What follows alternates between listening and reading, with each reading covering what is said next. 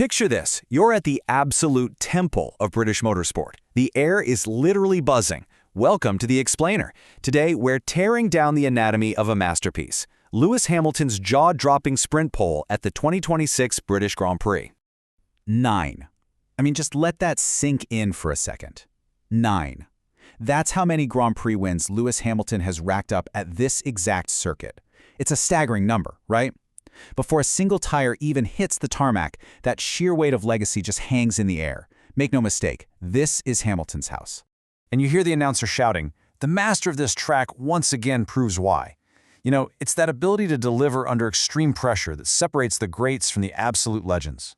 It's just so awe-inspiring to watch a veteran flawlessly execute when the entire world is watching. So, how exactly did he pull off this magic trick today? Let's get into it. Part 1. The 2026 Sprint Shootout Challenge. All right, so set the scene. It all boiled down to a frantic, incredibly lively final 90 seconds of sprint qualifying. The track conditions were absolutely peaking.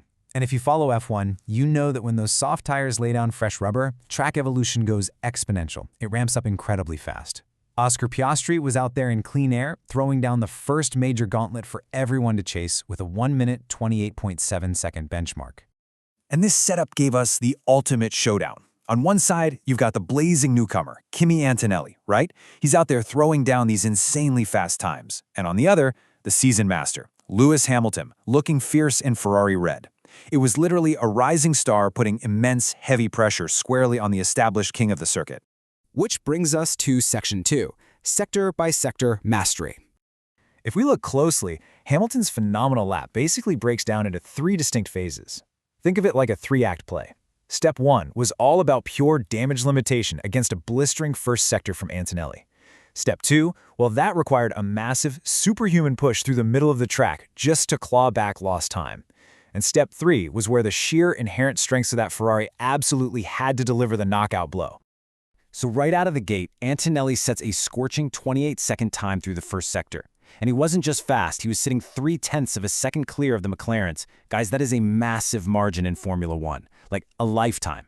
He basically took all the pressure and shoved it directly onto Hamilton's shoulders.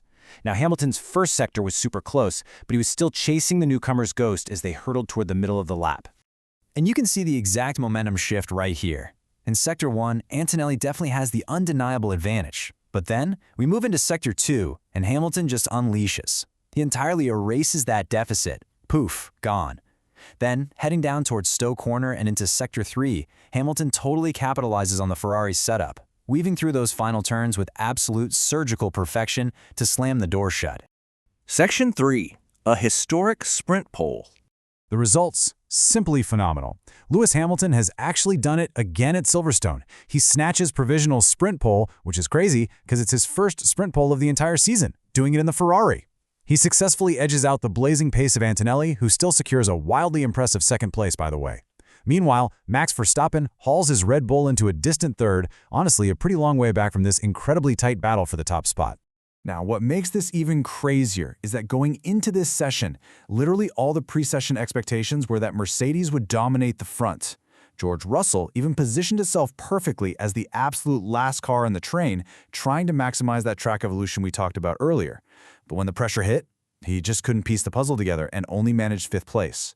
It just goes to show you, having the track in its absolute best condition means absolutely nothing without perfect execution. But Hamilton? Yeah, Hamilton didn't falter. And then you hear this pure, immediate validation from the Ferrari pit wall over the radio. "Hey, you won! Great job, great job!" It's calm, it's celebratory, it's the unmistakable sound of a team that just watched their driver deliver an absolute masterpiece exactly when it mattered most. When you look at the sheer consistency, the sector-by-sector adaptability, and his unrivaled historic dominance on this specific track, you have to ask, is there anyone who can actually dethrone the King of Silverstone? Because based on this breathtaking shootout, the master is as dangerous as he has ever been. Thanks so much for hanging out with this explainer and enjoy the sprint.